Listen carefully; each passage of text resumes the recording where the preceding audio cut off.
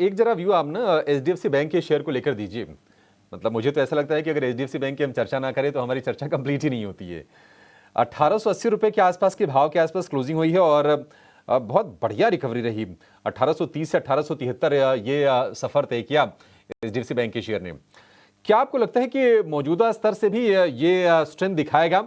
और अगर अब किसी को नया निवेश के बारे में सोचना है बैंकिंग में, कौन से शेयर होंगे आपको?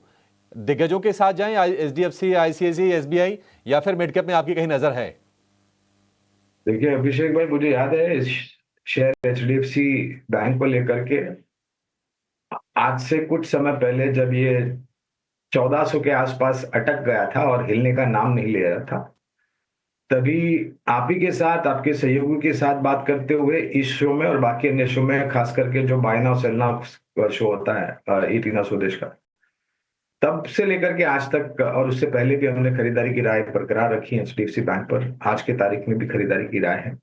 कुछ मर्जर को लेकर के दो दो बड़ी दिग्गज कंपनियां मर्ज होती हैं अभिषेक, तो कुछ कारण होते हैं बैलेंस शीट पर, कुछ थम सा जाता है शेयर का दाम जब तक कि वो सिनर्जीज उभर करके आती नहीं है। और जब वो आती हैं तो ये नतीजा होता है कि 1400 वाला आपको 1850 पर दिख रहा है।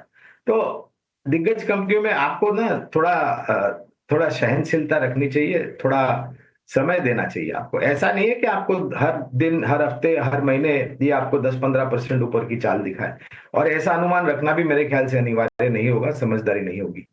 तो क्या दिग्गजों पर दर करना चाहिए? मुझे तो, मैं तो कहता हूं कि बैंकिंग वित्तीय क्षेत्र आपके पहले तो पोर्टफोलियो का एक अहम हिस्सा होना चाहिए, पहली बात। दूसरी बात, आपको सभी प्रकार के शेयर रखने चाहिए, यानी कि सरकारी बैंक के, निजी क्षेत्र बैंक के, और यहाँ दोनों पर भी आपको एक मिश्रण रखना चाहिए, लार्ज कैप, मिड कैप और स्मॉल कैप का। तो सरकारी बैंकों में state bank of India, bank of Baroda, bank of India, Canara bank, Indian bank, PNB, ये खरीदारी की सूची में।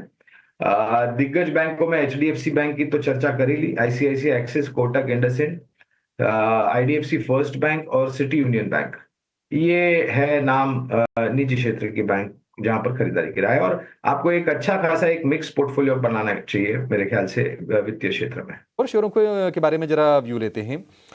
एक शेयर हम देख रहे हैं कि लोअर लेवल से स्ट्रेंथ दिखाने की कोशिश कर रहा है और वो है डिलीवरी का। अब चूंकि एफएनओ का पार्ट भी है, डिलीवरी के बारे में एक बार जरा राय लेते हैं। Gaurang sir, good morning. Delivery कैसा शेयर आपको लगता है सर, और क्या जो स्ट्रेंथ आई है लोअर लेवल से, इस पर यकीन करें? क्या लॉन्ग टर्म का ये बाय है शेयर ये? धन्यवाद अभिषेक, आपको भी प्रणाम और शुभ प्रभात हमारी तरफ से। तो देखिए, सीधे सीधे तो राय नहीं देंगे क्योंकि कवरेज नहीं है, लेकिन जिस प्रकार से ई कॉमर्स में फुटफॉल्स बढ़ रहे हैं, ऑर्डर्स आ रहे हैं, और जिस प्रकार से ये कंपनी खास करके जो ई कॉमर्स रिलेटेड सामान का जो आवागमन होता है उस क्षेत्र में, लॉजिस्टिक क्षेत्र में कामकाज करती है, लिस्टिंग के बाद, काफी समय पहले इसकी लिस्टिंग हुई थी अभिषेक, लेकिन लिस्टिंग के बाद कुछ इतना हुआ नहीं इस कंपनी के नतीजों को लेकर के या शेयर के दामों को लेकर के। और पिछले हफ्ते चला था ये स्टॉक कुछ खबरों को लेकर के। विशेष रूप पर टिप्पणी नहीं करूंगा क्योंकि कवरेज नहीं है, लेकिन हाँ, मैं फिर भी यही कहूंगा कि एक बारी के चाल को देख करके आपको किसी प्रकार का निवेश की रणनीति नहीं बनानी चाहिए। आपको देखना चाहिए कि कंपनी का कामकाज नतीजों में किस प्रकार से आगे बढ़ता है।